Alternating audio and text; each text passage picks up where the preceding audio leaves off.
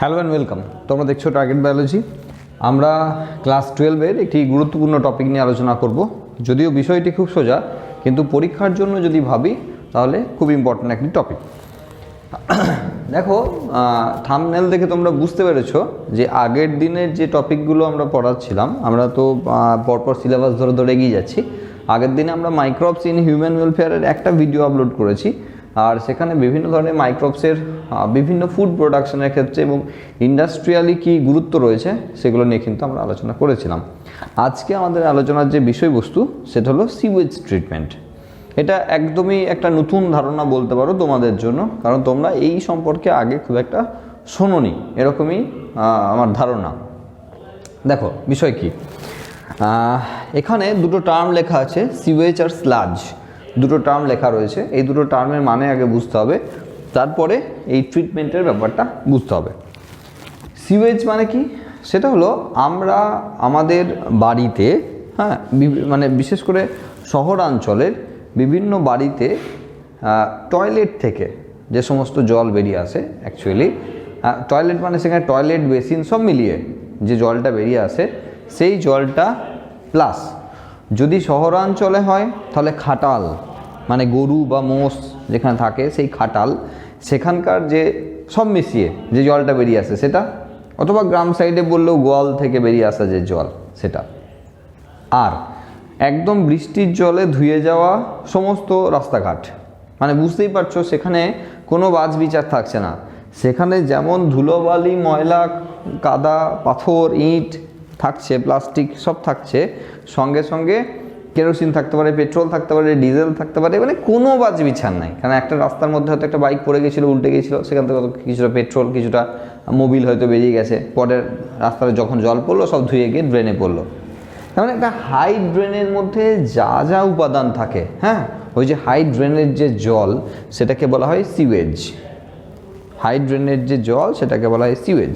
আর sludge হলো প্রায় কাছাকাছি, কিন্তু স্ল্যাজ অ্যাকচুয়ালি সাবান জল মিশ্রিত, মানে স্লাজটা হলো সাবান মিশ্রিত জল।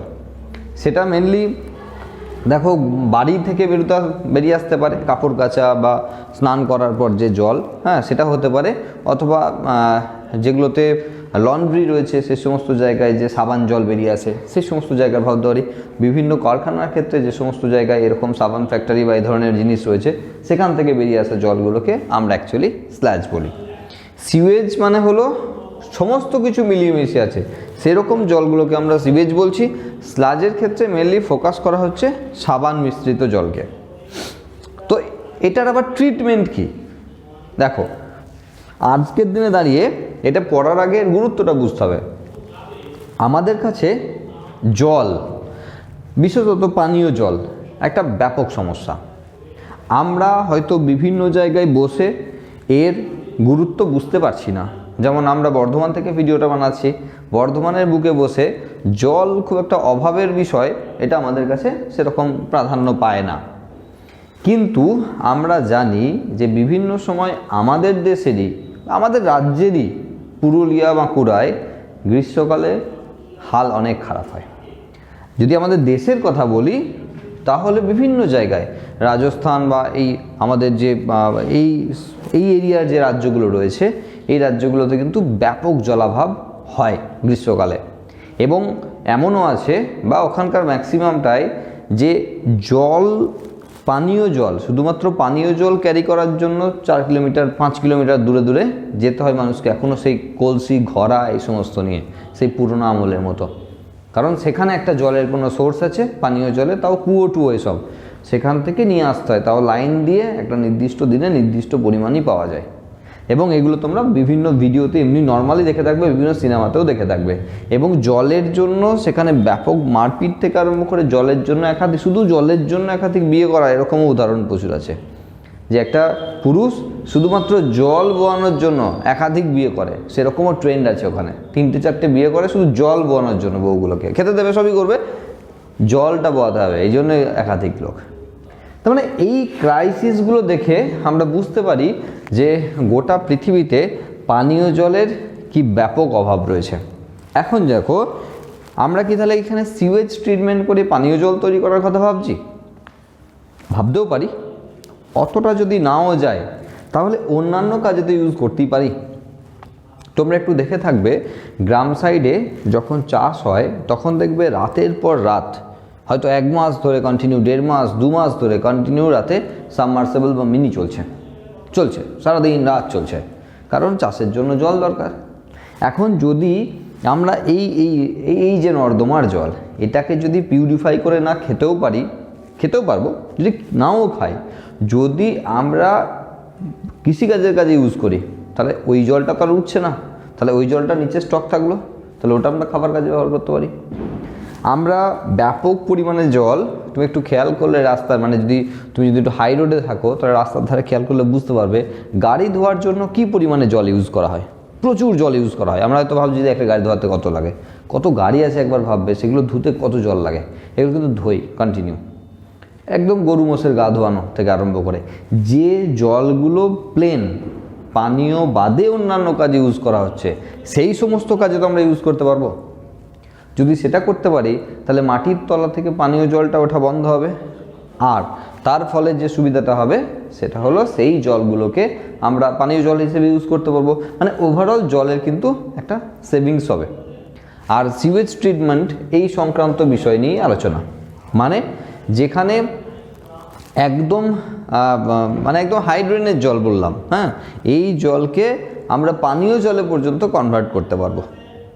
তোমরা হয়তো দেখে থাকবে যে বিভিন্ন শহরাঞ্চলে রিসেন্ট মাটি খুঁড়ে পাইপলাইন বসানো হয়েছে, সব জায়গাতে, অনেক জায়গাতেই বসানো হয়েছে, হ্যাঁ, এবং যেখানে বলা হচ্ছে যে গঙ্গা থেকে জল আসবে, পানীয় জল আসবে, পিউরিফাই করে পানীয় জল আসবে, এবং সেগুলোই বাড়ি বাড়ি আলটিমেট সাপ্লাই হবে।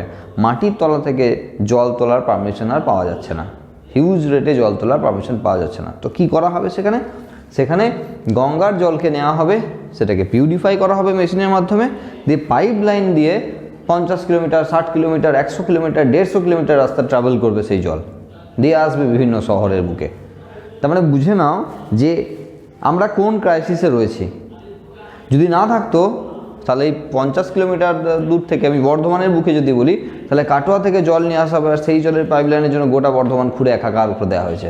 কি পাইপ লাইন বসেছে, জল আসবে গঙ্গার জল, খাবার জল। গঙ্গার জল পুজো করার জন্য নয়, গঙ্গার জল খাবার জন্য আসবে, আর সেই জলই মিউনিসিপ্যালিটির লাইন দিয়ে বেরোবে সেই জল। তার মানে কি, মিউনিসিপ্যালিটির যে পাম্প হাউস যেগুলো আছে সেগুলোকে পরপর আগে বন্ধ করে দেওয়া হবে পরে, কারণ সেখান থেকে অত এনাফ পরিমাণে জল তুললে কিন্তু সমস্যায় পড়ে যাবে, সেই জন্য এই প্রসিডিওর। তার মানে আগামী দিনে আমাদেরকে কিন্তু এই সমস্ত জায়গায় যেতে হচ্ছে আস্তে আস্তে, যে এই ওয়াটার ট্রিটমেন্ট করার ব্যাপার আসছে। তো আমরা একবার প্রসিডিওরটা শুনে নেবো, তারপর আর কিছু বিষয় নিয়ে একটু গল্প করে নেবো। দেখো, একটা জায়গায় যখন আমরা জলের কথা ভাবছি, সেই জলের মধ্যে কিন্তু মানে হেন জিনিস নেই যে নাই। প্লাস্টিক, পলিথিন থেকে আরম্ভ করে, গাছের ডাল থেকে আরম্ভ করে, তুমি নিজেই ভাবতে পারছো যে কিছু নেই, এমন কিছু নেই, সব আছে। তাহলে সেই জলটাকে যদি কি পিউরিফাই করতে হয়, যদি খাদ্যোপযোগী করে তুলতে হয়, তাহলে তার একটাই প্রসেস নাই, ধাপে ধাপে তার বিভিন্ন প্রসেস রয়েছে, যেগুলোকে আস্তে আস্তে পিউরিফাই করা সম্ভব হবে। আর তার জন্য বিশাল বিশাল ট্যাঙ্ক দরকার আছে। কোথায় হবে এই ট্যাঙ্কগুলো? দেখো, এই সমস্যা মেনলি কিন্তু শহরাঞ্চলের বুকে হচ্ছে, বা এই ধরনের প্রসিডিওর বলতে পারো শহরের আশেপাশে লাগোয়া যে গ্রাম আছে সেই সমস্ত জায়গায় করা হবে, বা শহর লাগোয়া যে সমস্ত ফাঁকা এরিয়া আছে শহরের বাইরে সেই সমস্ত জায়গায় করা হবে। কারণ হাইড্রেনের কনসেপ্ট গ্রামে না, শহরে আছে। গ্রাম সাইডে আমরা হাইড্রেন বা ড্রেন দিয়ে একবারে অত জল বেরিয়ে যাচ্ছে এরকম পাই না, বা অত নষ্ট হয়ে বেরিয়ে যাচ্ছে এরকম অপশানই পাই না আমরা, নেই আর কি। হ্যাঁ, তো এগুলো মেনলি শহরের জন্য করা হচ্ছে, কিন্তু শহরে তো অত জায়গা নেই। তাহলে এর জন্য যে সমস্ত প্ল্যান্ট লাগাতে হবে, যে প্ল্যান্ট বসাতে হবে, সেই প্ল্যান্টগুলো যে পরিমাণ জায়গা লাগবে সেগুলো শহরের বাইরে, শহর লাগোয়া যে সমস্ত ফাঁকা জায়গা পড়ে আছে সেই সমস্ত জায়গায় এই সমস্ত প্ল্যান্ট তৈরি করা সম্ভব। প্রথমবারের জন্য প্রচুর খরচা আছে। দেখো, যত একটা শহরের যদি দু সাইডে ভাবি আর কি, অনেক বড় শহর হয় যদি আমরা দুটো সাইডে বলি বা 4টে সাইডে বলি, ছোট শহর হলে একটা সাইডে, সমস্ত হাইড্রেনের জলকে কিন্তু সেখানে নিয়ে যেতে হবে। তো সেরকমই ড্রেনেজ সিস্টেম করতে হবে যেখানে সমস্ত জল গিয়ে আলটিমেট ওই একই দিকে ফ্লো করে, একই দিকে যায়। তাহলে আলটিমেট যখন সেটা গিয়ে এই সিওয়েজ ট্রিটমেন্ট প্ল্যান্টে গিয়ে পড়লো, তখন সেই জলের মধ্যে এখনও পর্যন্ত সমস্ত কিছু আছে। তাহলে প্রথমেই মানে নেটের মতো কোনো কিছু ব্যবস্থা করতে হবে, যেখানে সবচেয়ে বড় বড় জিনিস যেগুলো মানে যেগুলো একদমই জলের সঙ্গে অপ্রয়োজনীয়, অপ্রয়োজনীয় মানে কি জলের সঙ্গে মিশে থাকার কথাই ছিল না, কিন্তু আছে আমাদের জন্য আছে। সেটা হলো ধরো দুটো টায়ার, গোটা টায়ার পেয়ে গেলে জলের মধ্যে যাচ্ছিলো ভেসে, হয়তো তুমি দুটো গাছের ডাল পেয়ে গেলে, হ্যাঁ, বড় বড় দুটো বাঁশ পেয়ে গেলে, যেগুলো জলের সঙ্গে কোনো সম্পর্কই নেই, পাওয়ারই কথা নয়, কিন্তু পাচ্ছি। তাহলে এই সমস্ত যে জিনিস, প্লাস্টিক হতে পারে, প্রচুর প্লাস্টিক, হ্যাঁ, এই সমস্ত জিনিসগুলোকে প্রথমেই আটকে দেওয়া হবে। আর সেই ট্যাঙ্কের কথা এখানে বলাই নেই, কারণ এটা একদমই অপ্রয়োজনীয়, সেগুলোকে আগেই ফিল্টার করে আটকে দিতে হবে। ওকে, আটকানোর পর প্রথম যে ট্যাঙ্কে যাচ্ছে সেটা হলো, মানে এখানে যদি অ্যাড করতে চাও তাহলে অ্যাড করে নিতে পারো ফিল্ট্রেশন ট্যাঙ্ক বলে একটি ট্যাঙ্কে অ্যাড করতে পারো, হ্যাঁ, যেটা আমি দেওয়ার প্রয়োজনীয়তা বোধ করিনি, কারণ সিওয়েজ ওয়াটারের মধ্যে সেগুলো থাকা উচিত ছিল না। আছে যেহেতু, সেটা প্ল্যান্টে ঢোকার আগেই ওগুলোকে আটকে দেওয়া হচ্ছে, এবং এটা নির্দিষ্ট টাইম পরপর ওগুলোকে পরিষ্কার করতে হবে, নাহলে ওই ট্যাঙ্ক দেওয়া মানে জল যাবে না তারপরে, কারণ ওই সব আটকে দেবে, সমস্ত কিছু আটকে দেবে। মানে ইভেন এখানে কিন্তু কচুরিপানাও আটকাবে, তার কারণ কচুরিপানা টেরর অফ বেঙ্গল বলা হয় কচুরিপানাকে, ইচোরনিয়াকে টেরর অফ বেঙ্গল বলা হয়। এমন ড্রেন নাই পশ্চিমবাংলায় যেখানে কচুরিপানা নাই, এমন ড্রেন নাই, প্রচুর কচুরিপানা। তো সেগুলোকে আটকানোও কিন্তু এই প্রসিডিওরের মধ্যেই রয়েছে। ওকে, এরপর যে ট্যাঙ্কের মধ্যে যাচ্ছে ডেট্রিটাস ট্যাঙ্ক বলা হয়। এই ট্যাঙ্কের মধ্যে কি হয়, এই ট্যাঙ্কের মধ্যে যেটা হয় সেটা হলো বড় বড় যে সমস্ত পাথর, ইট বা বড় বড় নুড়ি যেগুলো রয়েছে আর কি, ওরই মধ্যে অনেক বড় বড় সাইজের যে সমস্ত পাথরের টুকরো বা এই সমস্ত জিনিসগুলো রয়েছে, সেগুলো ডেট্রিটাস ট্যাঙ্কের মধ্যে আস্তে আস্তে থিতিয়ে পড়বে বলতে পারো, বা পড়ে যাবে। ওরও দেখো এত ভারী ভারী জিনিস তার থিতিয়ে পড়তে হয় না, নর্মালি পড়ে যাবে। তা ধরো এইরকম ব্যাপার যে তোমার ট্যাঙ্কগুলোকে একটু ভাবতে হবে কীরকম। ধরো এটা একটা হিউজ পরিমাণের ট্যাঙ্ক। ওকে, ধরো জল ঢুকছে, ধরো এই জায়গা দিয়ে ট্যাঙ্কের মধ্যে জল ঢুকছে। ওকে, ঢোকার পর ধরো জলটা বেরিয়ে যাচ্ছে তার থেকে একটা নিচের দিকে এরিয়া দিয়ে, বা যদি সেই লেভেলও হয়, এই ট্যাঙ্কের ক্ষেত্রে অত বাজ বিচার কিছু নেই, যদি সেই লেভেলেও হয় তাহলে সেক্ষেত্রে দেখো যখনই ভারী জিনিসগুলো অটোমেটিক এখানে নিচের দিকে বড় বড় জিনিসগুলো পড়ে যাবে। এগুলোকে টাইম টু টাইম বের করে নেওয়ার প্রসিডিওর আছে। তা এটা এই প্রথম যে ট্যাঙ্ক, সেটা ডেট্রিটাস ট্যাঙ্কের কথা বলা হচ্ছে। এরপর যে ট্যাঙ্কে গিয়ে এই জলটা গিয়ে পড়বে, সেই ট্যাঙ্কটাকে বলা হচ্ছে স্কিমিং ট্যাঙ্ক। কি করা হবে, স্কিমিং ট্যাঙ্কে জলটাকে বারে বারে নাড়ানো হবে, একটা ফ্রিকুয়েন্ট রেটে নাড়ানো হবে, যাতে জল থেকে তেল বা ওই জাতীয় যে জিনিসগুলো আছে সেগুলো আলাদা হয়। দেখো যে জলটা সিওয়েজ ওয়াটারের মধ্যে রয়েছে, সেই জলটাই বলেছি সব কিছু আছে, সমস্ত কিছু আছে। তাহলে সেই জলটা থেকে তেল বা এই ধরনের জিনিস, মানে পেট্রোল, ডিজেল, কেরোসিন থেকে আরম্ভ করে যত অপ্রয়োজনীয় তেল রয়েছে, বাড়ি থেকে যদি বেরিয়ে এসছে তো রান্নার বাসন ধোয়ার যে জল, সেখানেও কত কত তেল আছে, হ্যাঁ। তো এই সমস্ত তেলকে কিন্তু বাইরে বার করতে হবে, আর বার করার জন্য জলটাকে ব্যাপক রেটে ঘোলানোর প্রয়োজন আছে। আর সেটা করা হয় এখানে স্কিমিং ট্যাঙ্কে, নাড়ানো হয়, কাঁপানো হয় বলতে পারো। তাহলে কি হবে, ওই যে তেলের মতো যে জিনিসগুলো, ওইগুলো জল থেকে আলাদা হয়ে যাবে, এমনি ওপর দিকে ভেসে উঠবে। তাহলে জলটাকে এখান থেকে বের করে নেওয়া হবে পরের ট্যাঙ্কে, আর ওপরে যেগুলো ভাসছে সেগুলোকে আলাদা করে তুলে নেওয়ার, জাস্ট ওপরে ছেঁকে তুলে নেওয়ার প্রসিডিওর এখানে করানো আছে। তো সেগুলো তেলগুলো আস্তে আস্তে উপর দিকে ছেঁকে তুলে নেওয়া হবে। তাহলে আস্তে আস্তে কিন্তু জলটা পরিষ্কার হতে যাচ্ছে। এরপর রয়েছে সেডিমেন্টেশন ট্যাঙ্ক। সেডিমেন্টেশন মানে আমরা জানি থিতিয়ে পড়া বা অধঃক্ষেপিত হওয়া। তাহলে এখানে জলটা নিচের দিকে থিতিয়ে পড়ার ব্যাপার রয়েছে, কারণ জলের মধ্যে এখনো প্রচুর কাদা, বালি এসব মিশে আছে। আমরা সেগুলোকে আলাদা করিনি, এখানে বড় বড় জিনিসপত্রকে আলাদা করেছি, এখানে তেলটাকে আলাদা করেছি। পরের ট্যাঙ্কে গিয়ে যত কাদা, বালি এ সমস্ত জলে গুলে আছে সেগুলো আলাদা হবে, হ্যাঁ। আর এটা বলতে পারো যে এটার জন্য প্রচুর বড় সাইজের ট্যাঙ্ক লাগানো আছে।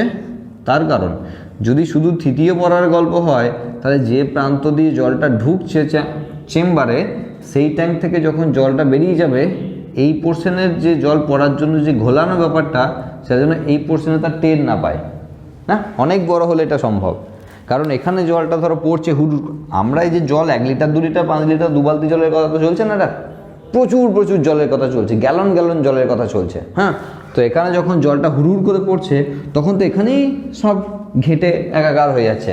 তা সেই জলটা যদি পরের ট্যাঙ্ক থেকে বার করে নিই তাহলে তো কিছুই লাভ হচ্ছে না। তার মানে এখানে অ্যাকচুয়ালি এই ঘোলানোর ব্যাপারটা যেন এই মাথা পর্যন্ত কোনো রকমের ব্যাপার না আসে, সেই কারণে এখানে করা আছে।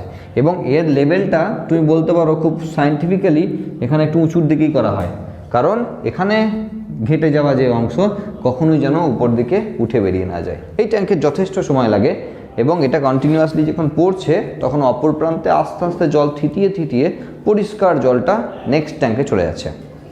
নেক্সট ট্যাঙ্ক হলো অক্সিডেশন ট্যাঙ্ক, যেখানে জারণ হবে। কারণ দেখো আমরা পড়ছি কি মাইক্রোবস ইন হিউম্যান ওয়েলফেয়ার, না?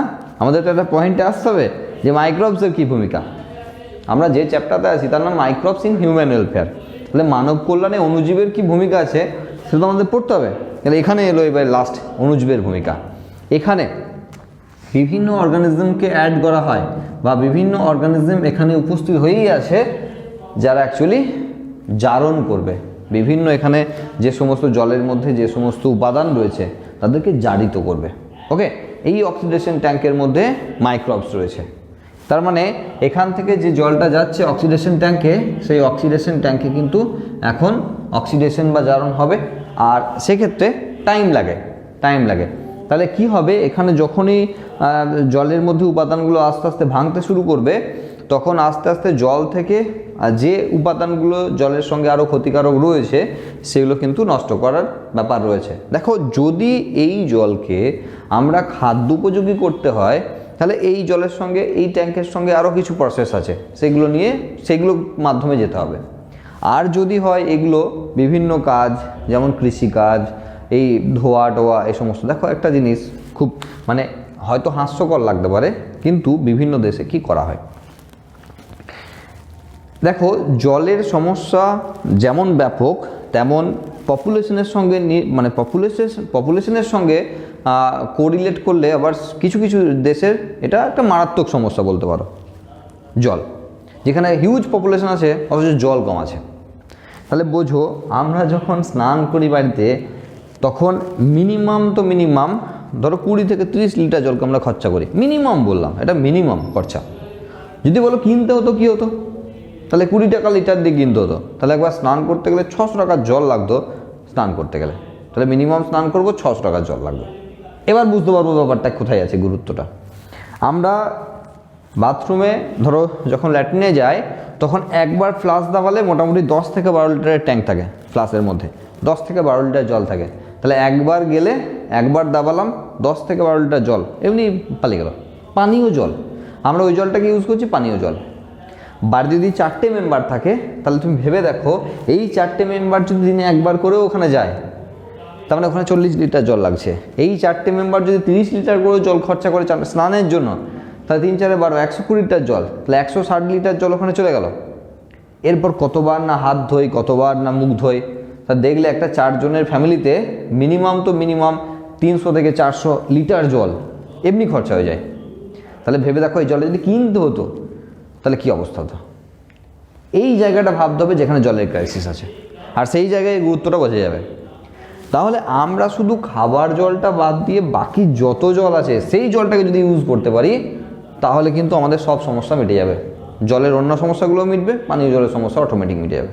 কী করা হয়, যেটা গল্পতে ছিলাম, কী করা হয়, বিভিন্ন দেশে এমন সিস্টেম করা আছে, একটু উন্নত হতে হবে। সেখানে কী হয় দেখো, আমরা যখন মুখ ধুচ্ছি এই জলটা তো আমাদের নর্মালি কী হয়, ড্রেনেজ সিস্টেমের মাধ্যমে বাইরে বেরিয়ে চলে যায়। বিভিন্ন দেশে কি হয়, এই মুখ ধোয়ার জলটা বা এই সমস্ত কাজে ইউজ করছে এই জলটা নিয়ে গিয়ে ছেঁকে মানে কি, যেন তুমি মানে হাত ধুলে মুখ ধুলে যেন ভাতের টুকরো না থাকে, তাহলে সিস্টেমকে আটকে দেবে, 2 দিন পরেই সিস্টেম জাম হয়ে যাবে। এগুলোকে ছেঁকে বের করার প্রসিডিওর রয়েছে, কিন্তু জলটা ঘুরে ঘুরে গিয়ে এমন ধরো ট্যাঙ্ক করা আছে যে ট্যাঙ্কে গিয়ে হাজির হয়ে গেল জলটা। সেই ট্যাঙ্কটা ঘুরে এসেই ল্যাট্রিনের মতো জায়গাতে ফ্লাশে এসে জমে গেল। তো যখন ফ্লাশ দাবালাম তখন ওই জলটা তো পানীয় আছে না কি আছে আমার তো জানা দরকার নেই, জলটা জল হলেই হলো, তখন হাতও দেবো না আমি। তো ফ্লাশটা মারলাম, ওই জলটা বেরিয়ে ওখানে ধুয়ে দিল। তাহলে ওই জলটাই ঘুরে আবার ওখানে ইউজ হয়ে গেল। একটা বাড়িতেই ইউজ হলো, তার জন্য সিওয়েজ ট্রিটমেন্টও দরকার নেই, তার জন্য শহরের শেষে গিয়ে বড় সিওয়েজ ট্রিটমেন্টও দরকার নেই। একটা বাড়িতেই সেই জলের কিন্তু মানে সার্কুলার ওয়েতে চলে গেল। এই ধরনের ব্যবহার হয়। কীরকম একটু দেখো, এই জল মানে ধরা নিয়ে রাজ্য সরকার কেন্দ্র সরকারের বিভিন্ন বড় বড় প্রজেক্ট রয়েছে না, জল ধরো জল ভরো, এই সমস্ত প্রজেক্ট রয়েছে রাজ্য সরকারের। প্লাস এই যে জল জমিয়ে রাখা, বৃষ্টির জলকে ধরে রাখা, এর জন্য প্রচুর প্রচুর প্রজেক্ট স্কুলে করানো হয়, আর তার জন্য তারা ফার্স্ট প্রাইজ নিয়ে চলে যায়। হ্যাঁ, এই সমস্ত প্রজেক্ট বানিয়ে বিভিন্ন স্কুল, বিভিন্ন প্রোগ্রামের ক্ষেত্রে। তার মানে আমরা দেখো এই জল, তুমি ভেবে দেখো, যখন আমরা তো সিওয়েজ ট্রিটমেন্ট করছি, আমরা অবশ্যই জল নিয়ে গোটাটা কালচার করছি না। হ্যাঁ, আমরা যখন এই ধরনের জল, ধরো এই জলটা নিয়ে গিয়ে তো আমরা ডাইরেক্ট বাড়িতে যখন চলছে, বাড়িতে যখন মুখ ধুচ্ছি, হাত ধুচ্ছি, টয়লেটে যাচ্ছি, সেই জলটা গিয়ে তো গাছের যদি বাগান থাকে ছোটো মতো, তো একদম গাছের গোড়াতেই চলে যেতে পারে, তাহলে সেখানেও তো জলটা বেঁচে গেল। তাহলে পানীয় জল তো তুলে তুলে গাছে দিতাম, তাহলে সেটা দেবো না, তাহলে আমিও তো বাঁচালাম একটু। আমি 2 লিটার বাঁচালে সেটাও সবার জন্য বাঁচলো। এই ভাবনা চিন্তায় যদি হয় তাহলে সব ঠিকঠাক আছে। তো এটা হলো মোদ্দা কথা, যে অক্সিডেশন ট্যাঙ্কের পর যদি শুধুমাত্র পানীয় জল হয় তাহলে তাকে ফিল্ট্রেশনে নিয়ে যেতে হবে, আরও ফিল্টার করে মাইক্রো অর্গানিজম বাদ দিতে হবে, আর যে সমস্ত মানে যে সমস্ত খনিজ লবণ বেশি করে আছে এখানে সেগুলোকে বাদ দিতে হবে, উপযুক্ত মাত্রায় নিয়ে যেতে হবে। তার জন্য আরও প্রসিডিওর রয়েছে। আর যদি হয় সেটা কৃষিকাজ, সেটা তোমার কোনো কিছু ধোয়া, কোনো কিছু ওই বিভিন্ন জায়গায় গবাদি পশুর ক্ষেত্রে কাজে লাগানো, এই সমস্ত ক্ষেত্রে যদি হয় তাহলে ডাইরেক্ট অক্সিডেশন ট্যাঙ্ক থেকে আবারও চলে যাবে ড্রেনেজ সিস্টেমের মাধ্যমে বা পাইপ লাইনের মাধ্যমে বিভিন্ন বাড়িতে বাড়িতে। তো সিওয়েজ ট্রিটমেন্ট বলতে তোমাকে ওভারঅল এরকমের একটা ওয়ার্ড ডায়াগ্রাম করতে হবে, আর পাশাপাশি তোমাকে মোটামুটি বুঝিয়ে দিতে হবে যে কোন ট্যাঙ্কের ক্ষেত্রে কী কী কাজগুলো রয়েছে এবং তাতে মাইক্রো অর্গানিজমের কী ভূমিকা রয়েছে। এরপর আমরা আরেকটি গুরুত্বপূর্ণ প্রসিডিওরের মধ্যে যাব, যেটা আমাদের সিলেবাসে রয়েছে, সেটা হলো বায়োগ্যাস প্রোডাকশন। আবারও একটি 3 নম্বরের কোশ্চেন। আমরা আগে যেটা পড়ছিলাম সেটা যেমন একটি 3 নম্বরের কোশ্চেন, এখানে আবার একটি 3 নম্বরের কোশ্চেন হিসেবে রয়েছে এনার্জি জেনারেশন, মানে শক্তি উৎপাদন। আর জেনারেলি এখানে যেটা দেওয়া আছে সেটা হলো বায়োগ্যাস প্রোডাকশন। আমরা আগের ভিডিওতে যেমন তার গুরুত্ব বোঝার চেষ্টা করেছিলাম, এখানেও কিন্তু ব্যাপক গুরুত্ব নিয়ে রয়েছে বায়োগ্যাস। আমরা রেগুলার বেসিসে যে গ্যাসগুলোকে ইউজ করে চলেছি, দেখো দিনে দিনে আমরা বিভিন্ন জ্বালানির প্রয়োজনীয়তা বুঝতে পারছি, এবং বিভিন্ন জ্বালানির যে ফুরিয়ে আসছে তার ব্যাপারটাও আমরা বেশ ভালো ওয়াকিবহল সেই সম্বন্ধে। যে কয়লার ব্যাপারটা তো আমরা ছেড়েই দিচ্ছি হাত থেকে, আর যে বাড়িঘরের বিভিন্ন কাজের জন্য কয়লাকে ইউজ করব সেদিন আস্তে আস্তে চলে যাচ্ছে। তো বিভিন্ন গ্যাসের আমাদের সাহায্য নিতে হচ্ছে, আর সেই জায়গায় বায়োগ্যাস কেন এত গুরুত্বপূর্ণ তার কারণ হলো পলিউশন। পলিউশনকে যদি কন্ট্রোলে রাখতে হয় তাহলে সেখানে বায়োগ্যাসের কোনো মানে তুলনা হয় না আর কি। বায়োগ্যাস সেই জায়গায় প্রচুর বড় ভূমিকা পালন করতে পারে। আরেকটা ব্যাপার সেটা হলো খরচ, বা বলতে পারো যে বাড়ি বা যে কোনো জায়গায় যে পরিমাণ এক্সপেন্ডিচার হয় আর কি ফুয়েলের জন্য, জ্বালানির জন্য যে পরিমাণে খরচা হয়, সেই খরচাটা আমরা ইজিলি এখান থেকে বাঁচিয়ে নিতে পারবো। বাড়ির সমস্ত রকমের যা যা লাগে আর কি। তোমরা হয়তো যারা যে ভিডিওটা যারা মানে গ্রাম সাইডে যারা রয়েছে, যারা শুনছো, তাদের জন্য আলাদা রকম ব্যাপার, আর শহরের বুকে যারা রয়েছে তাদের জন্য আলাদা ব্যাপার। দেখো শহরের বুকে এটা করা যাবে না, আমরা যে জিনিস নিয়ে ভাবছি এটা শহরের বুকে করা যাবে না। আমরা এমন একটা জিনিস নিয়ে বলছি যেটা বাড়ির প্রজেক্ট হিসাবে করা যেতে পারে। বাড়ির প্রজেক্ট, একটা বাড়ির প্রজেক্ট। হ্যাঁ, এখানে বলা হয়নি যে আমরা যেমন আগে যেটা পড়ছিলাম সিওয়েজ ট্রিটমেন্ট, সেটা কিন্তু বাড়ির প্রজেক্ট হিসাবে নয়, সেটা কিন্তু ওভারঅল একটা শহরের কোনো মিউনিসিপ্যালিটি এরিয়া তারা করছে এই প্রজেক্টটা, সরকারের তরফ থেকে করা হচ্ছে। কিন্তু এই প্রজেক্ট যেটা বলা হচ্ছে সেটা কিন্তু মেনলি বাড়ির প্রজেক্ট হিসাবে নেওয়া হচ্ছে। কীরকম? প্রথমেই বললাম শহরে করা যাবে না, তার কারণ হলো যে জিনিসগুলো নিয়ে আমরা গ্যাস প্রোডাকশন করব সেই জিনিসটার অভাব হবে 1 নম্বর, আর 2 নম্বর জায়গার অভাব হবে। আশেপাশের লোক অবজেকশন দিয়ে দেবে, জায়গা নাই তো না শহরে এসব করার জন্য। তাহলে গ্রামে কখন কোথায়, যাদের ঘরে আবার একটু ওই গরু ফরু সব আছে আর কি, তাদের জন্য খুব ভালো। অনেক বাড়িতেই এগুলো আছে। কীরকম? একটা বড় চেম্বার করা হয়, চেম্বার বলতে মাটির নিচে আর কি, বড় একদম সিমেন্টিং চেম্বার করা হয়, কেটে ইট দিয়ে ঘিরে ভালো করে সিমেন্টিং করা হয় একদম। আর সেই চেম্বারের মধ্যে ফেলে দেওয়া হয় আমাদের যত অপ্রয়োজনীয় জিনিস আছে, একদমই প্লাস্টিক ওসবের কথা বলিনি, যেটা বায়ো কিছু আর কি। হ্যাঁ, সেটা সবজির খোসা হতে পারে, তাহলে এই সমস্ত জিনিস নিয়ে আমাদের, তার মানে হলো যে এটা করার জন্য যে সমস্ত উপাদানগুলো লাগবে আর কি, সেটা মেনলি গ্রাম সাইডেই থাকছে। যেমন বাড়িতে গরু থাকাটা খুব জরুরি, কারণ সেই সমস্ত না হলে গোবর টোবর না পাওয়া গেলে বা ওই গোয়াল থেকে বেরিয়ে আসা জিনিসপত্র না থাকলে অ্যাকচুয়ালি এই যে ট্যাঙ্ক করা হবে সেই ট্যাঙ্কটা শুধুমাত্র সবজির খোসা দিয়ে ভরানো সম্ভব নয়। তো এই জায়গায় রয়েছে। তবে দেখো মানে ভারতের ক্ষেত্রে, চীনের ক্ষেত্রে, মার্কিন যুক্তরাষ্ট্রের ক্ষেত্রে এখন প্রচুর পরিমাণে কচুরিপানাকে নিয়ে বায়োগ্যাস প্রোডাকশন চলছে, প্রচুর পরিমাণে।